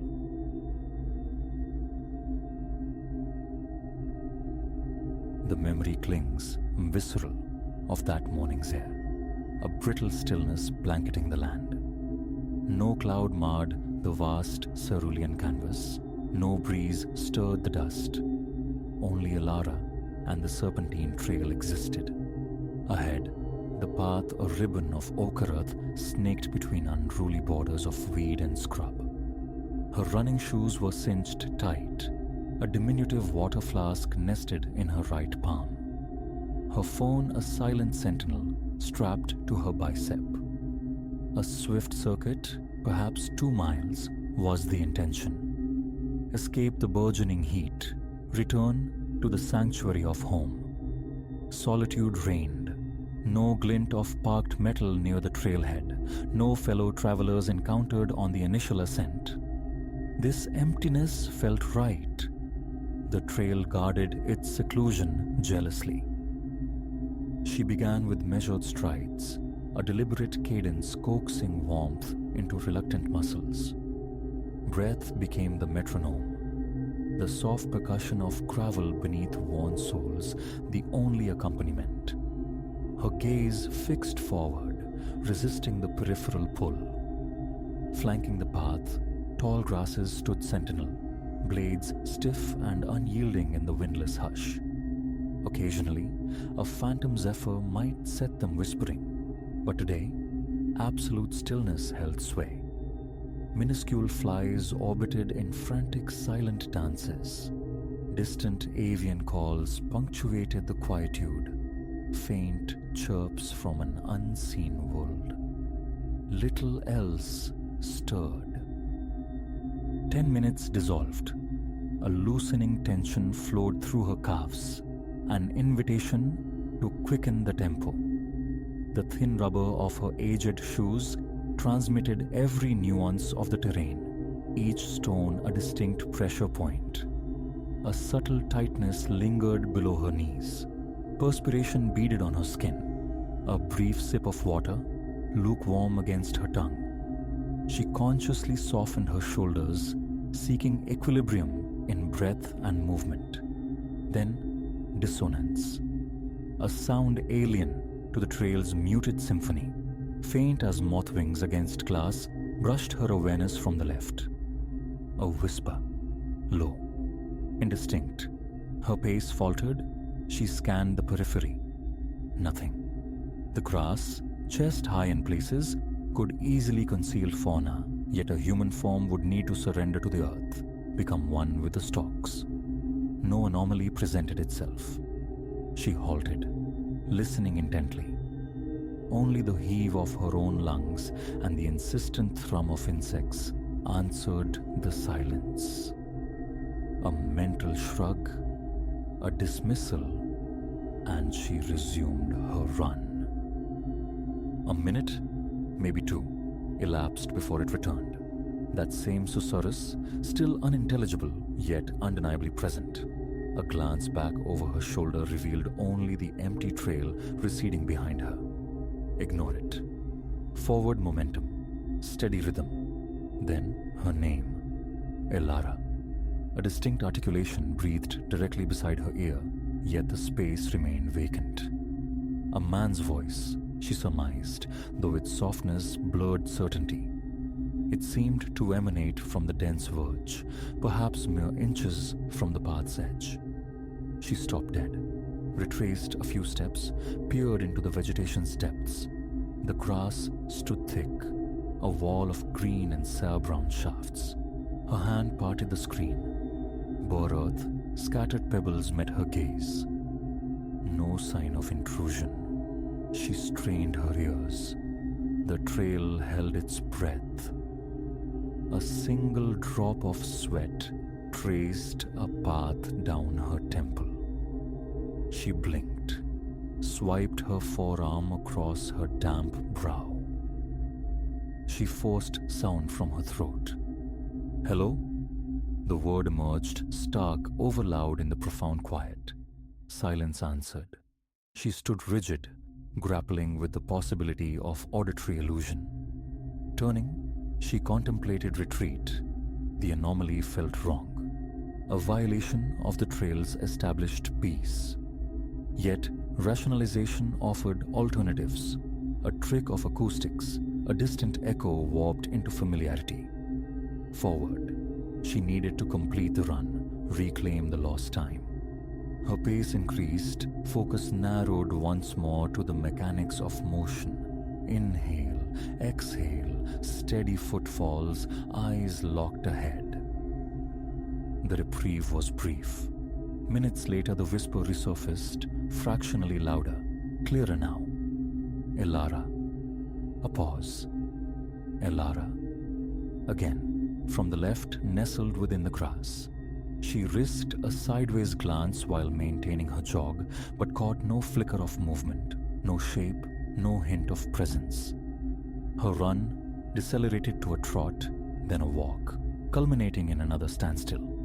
Her heart hammered, a frantic rhythm born of more than exertion. She stood rooted, striving for composure. Listening, the whisper recommenced, quiet but tenacious. "Elara, Elara, Elara," spoken slowly, deliberately. A surge of anger, the urge to shout, to demand revelation, died in her parched throat. She swallowed, fought for calm. "Who's there?" Only silence. Then the whisper again, her name entwined with the soft sibilance of exhaled breath near her ear. Impulsively, she stepped towards the grass verge, reached in, pushed aside the stalks once more. Her fingers brushed the dry, papery blades.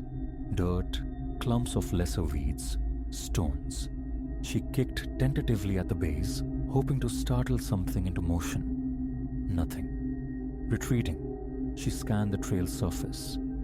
Only her own footprints marred the dust. The air remained utterly inert. No engine sounds, no human voices, nothing but the insistent whisper anchored to the grass. Slowly, cautiously, she began to walk forward, her gaze riveted to the grassy edge. The whisper shadowed her movement, a constant, unwavering presence. It neither ceased nor faded. "Elara, Elara," she tried engaging it. "What do you want?" The void offered no reply, save the echo of her name. A prickling sensation traveled her arms. The hairs rose. Her neck muscles tightened into knots. A cold fist clenched in her stomach. Vulnerability washed over her.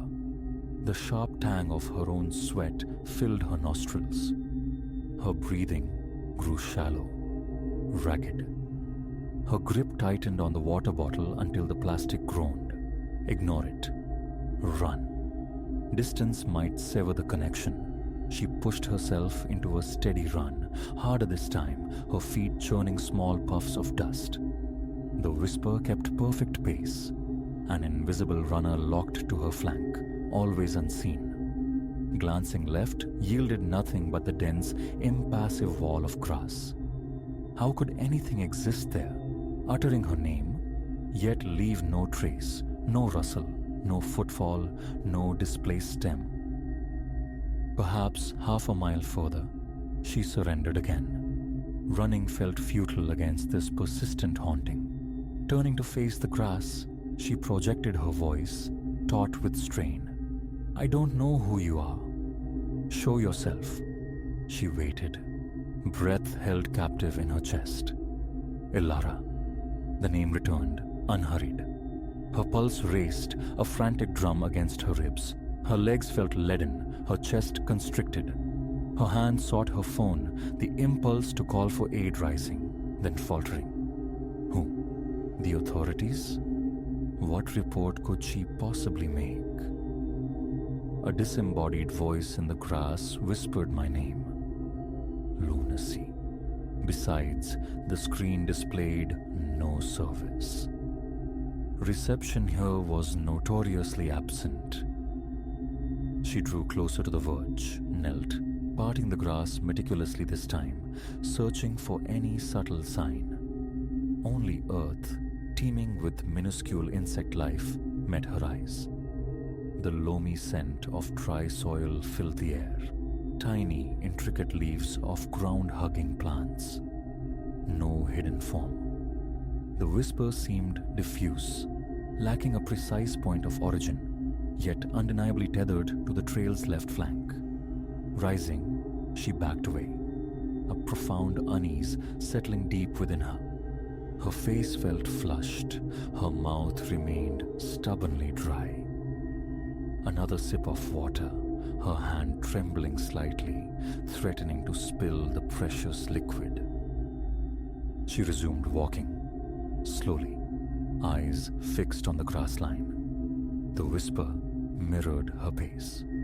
When she stopped, it persisted, maintaining its soft volume, the endless repetition of her name. An experiment.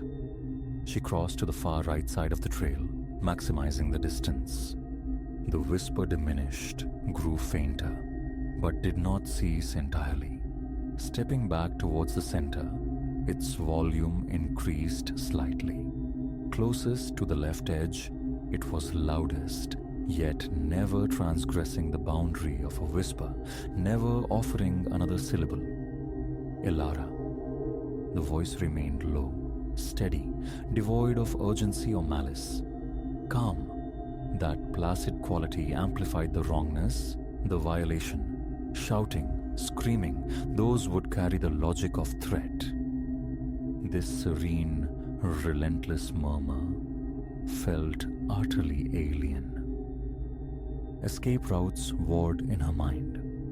Ahead, the trail described a gentle curve, plunging deeper into the scrubland. The grass showed no sign of receding. Continuing meant perhaps another mile or two beside this unseen companion before reaching a turnoff towards the main road.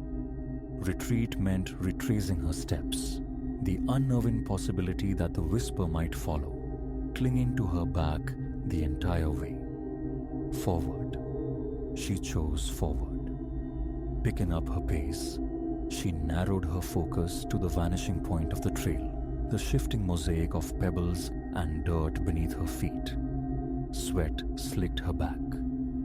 The whisper droned on, steady, calm. Elara. Her muscles screamed with tension. She tried to erect mental barriers, but the sound permeated everything. Too intimate. Too inexplicable. Approaching the bend, she noticed a subtle thinning of the vegetation. Patches of shorter grass appeared. Hope flickered. Perhaps where concealment was less absolute, the voice would falter. She ran, breath tearing at her lungs, heart slamming against her ribs. The whisper endured. It did not fade, it simply continued. Reaching the area of sparser grass, she slowed, scanning the edges again. Still there, the height of the grass seemed irrelevant. Desperately, her eyes swept the landscape. Empty fields, scattered skeletal shrubs, parched earth, distant skeletal trees. Nothing offered explanation. Her jaw clenched against the tremor in her hands. She remembered a small folding knife nestled in her shorts pocket, a cheap talisman, rarely carried. She retrieved it, the click of the blade locking open a small, sharp sound in the stillness. It offered scant reassurance against an intangible foe, but she held it low by her side, a useless weapon against the unseen. Staring into the grass, she commanded, "Stop. Just stop." The whisper offered only her name again, slower this time, drawing out the syllables. Elara. A bead of sweat detached from her chin fell to the dust. She had to leave. Get out. reached the road. Safety lay where engines roared and normalcy might resume. She broke into a jog again, forcing speed into protesting legs. Ignore the rasp in her throat. Ignore the rigid set of her shoulders, the ache in her neck. The whisper matched her velocity effortlessly. For 10 agonizing minutes, it remained her shadow. Each furtive glance confirmed the grass's inanimate state. Nothing moved, nothing revealed itself. The voice never varied. No anger, no increase in volume beyond that persistent whisper. Only her name, over and over. It refused release. She ran, lungs burning, feet protesting, one foot in front of the other, a desperate mantra. The whisper followed. It never lagged. She threw words at it. Leave me alone. I don't know what you want. Just go away. Futile gestures against the relentless echo of her name. Finally, salvation appeared. The trail junction ahead, marked by a weathered wooden post pointing towards the main road. Relief surged through her, potent and overwhelming. She veered onto the side path. Here, the grass was shorter, the ground rockier, harder underfoot. The whisper persisted initially, then perceptibly began to recede. After a minute, she realized it was quieter. Glancing back towards the main trail, the tall grass still loomed, radiating unease. She paused, listening. With each step away, the sound attenuated further. 30 paces more, and it was barely audible. Another 30, and it vanished completely. She stopped, dragging deep, shuddering breaths into her starved lungs, listening intently. Silence, save for her own ragged respiration and the distant, ambient hum of insects. No voice. No celebration followed, only a residual tremor coursing through her limbs as she fought to regain equilibrium. She looked down at herself. Legs coated in dust and clinging bits of dried vegetation, shoes filthy, the armband soaked through with sweat. A dull ache began to throb behind her eyes. Folding the knife, she returned it to her pocket, drained the last drops of water, and began walking towards the main road, eyes fixed firmly on the path ahead. Looking back was unthinkable. Understanding eluded her. Contemplation felt dangerous.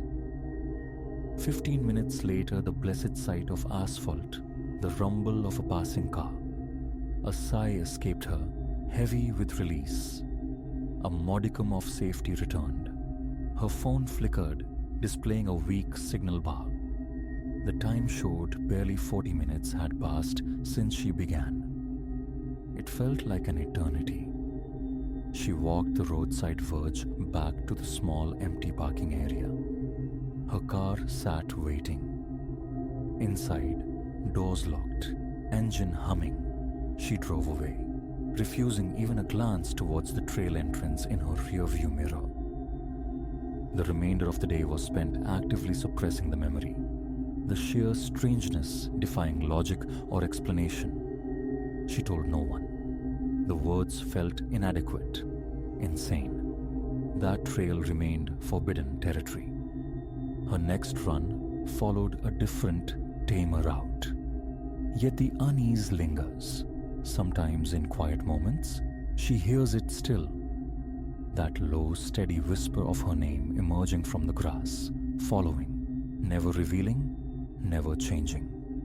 The feel of the brittle air returns, the profound silence surrounding the voice, the slick sweat on her back, the knot of fear tightening in her gut. No answers ever came. She is merely grateful for the escape, harboring no desire to return and discover what truly waited within that whispering grass.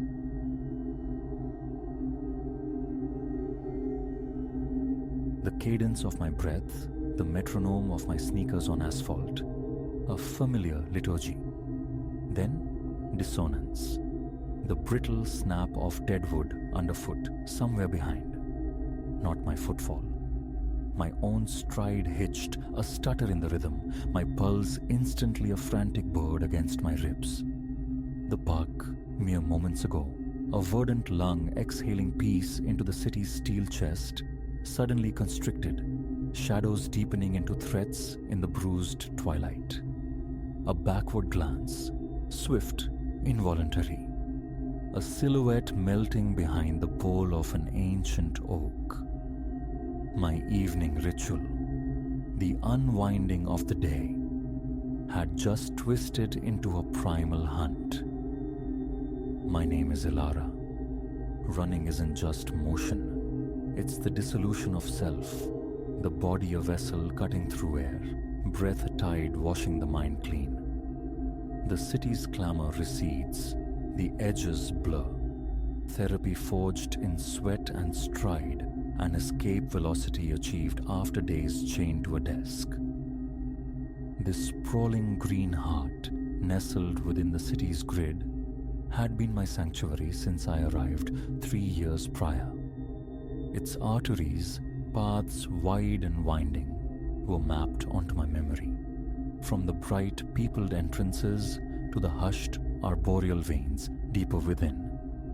Evenings usually found me tracing the illuminated, safer circuits. But today the weight of the world demanded the deeper quiet, the untrodden corners. A siren call to solitude I would curse before the night was out. The sun bled westward, painting the paths in long, ephemeral strokes of gold and violet. The day's human tide ebbed, joggers and strollers retreating homeward. I drank the stillness, the cooling air a balm, and plunged down a favored, leaf-strewn trail. Perhaps 2 miles dissolved beneath my feet before the wrongness pricked at me. A subtle shift in the air, the psychic weight of unseen eyes. Paranoia, I chided myself. City nerves, but rounding a curve cloaked in rhododendrons, I heard them. Footfalls ghosting my own cadence, slightly offbeat, faster. My own pace quickened, an instinctual flight response. They matched it. My heart hammered, no longer from exertion but from a cold dread blooming in my chest. Another glance, a shape 50 yards back, mirroring my speed. Then the definitive crack of that twig. No fellow runner, no chance encounter. Pursuit. Visceral panic clamped down, alone. Deep within the park's labyrinth, the light failing fast, no witness, no savior near. Fragments of long-forgotten self-defense drills surfaced like flotsam. Keys as claws, eyes, groin, the counterintuitive cry of fire. Futile thoughts if proximity wasn't granted. I broke from the path, plunging into the thickening woods. A desperate gamble. Branches lashed, skeletal fingers tearing at my skin. My clothes, lungs screamed for air I couldn't draw fast enough. Behind me, the relentless pursuit, closer now. His stride, longer, surer, devoured the gap. A sharp pivot, a new desperation, back towards the peopled edges, towards the light. If I could just reach the artery, the flow of strangers. But he anticipated. As I erupted from the tree line onto a broader, moon-dusted path, he materialized, blocking the way. The fading light sculpted him, tall, lean, swathed in black. A mask erased his features, leaving only the eyes. Cold, anciently predatory, a hunger there that turned my marrow to ice. Nowhere left to flee, little bird. The voice rasped, a low vibration that resonated deep in my bones.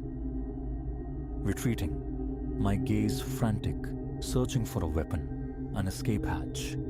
Trapped. Him before me, a steep, treacherous slope behind, dropping to unseen water. A breath, a choice born of sheer terror. I turned, launched myself down the embankment, a chaotic tumble of limbs and sliding earth. Reckless.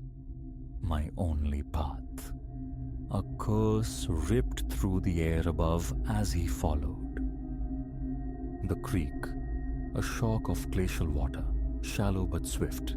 It stole my breath but ignited a raw survival instinct. Scrabbling up the opposing bank, slick mud clinging, sodden clothes anchors, running blind now, directionless, only away. The park transformed into a tenebrous maze, every rustle a phantom touch, every snap a prelude to capture. How long? Time fractured. Minutes stretched into an eternity of burning lungs, trembling muscles, fear a relentless engine. Stop and be consumed. Then, salvation's glimmer. Distant lights, the city's edge bleeding into the park's darkness. Safety achingly close. A final surge, ignoring the fire in my side, the agony in my legs. My foot snagged, a treacherous root exposed in the gloom. I fell hard. Pain, white hot, lanced through my ankle. Twisted, not broken but immobilizing. His shadow fell across me. His breath, heavy but controlled. He hadn't tired. He'd played me. I closed my eyes, bracing for the end. But then, voices, laughter, conversation drifting from the street, a group entering the park's perimeter. His pursuit faltered. He looked from me, prone and helpless, to the approaching sounds. My chance. Drawing on reserves I didn't know I possessed, I screamed. Not words but pure sound, a primal tearing shriek freighted with the night's terror. The voices ceased. Alarm, then the hurried drumming of feet. My pursuer swore, a final sharp sound, before dissolving back into the park's inkwell depths. The aftermath unfolds in flashes, the strobing blue and red, the calm efficiency of paramedics, questions swimming in a haze of shock. Hospital lights, the sterile scent, diagnoses, exhaustion, dehydration, a badly sprained ankle. The police patient but pragmatic, taking notes, promising patrols, acknowledging the phantom nature of my attacker. Days bled into weeks, the city I'd embraced now a landscape of potential menace. Every shadow-breathed threat, every passerby wore a mask of suspicion. Running, the very act that defined my freedom, became unthinkable. The park a haunted territory. Yet, slowly, painstakingly, aided by therapy's quiet work and the bulwark of friends, I began stitching myself back together. Self-defense became not a forgotten drill, but an ingrained discipline. Pepper spray and an alarm became extensions of my awareness. And eventually, the rhythm returned. Tentatively at first, never alone, never straying from the lit paths. He was never found. That shadow with predatory eyes who still stalks the edges of my sleep. But the fear he planted, while present, does not govern. I survived. More than survived, I endured. The race continues, not just on pavement, but within. And I run, knowing the terrain can be treacherous, especially for a woman alone, but armed now with resilience, with strength, determined that fear will not cross the finish line first.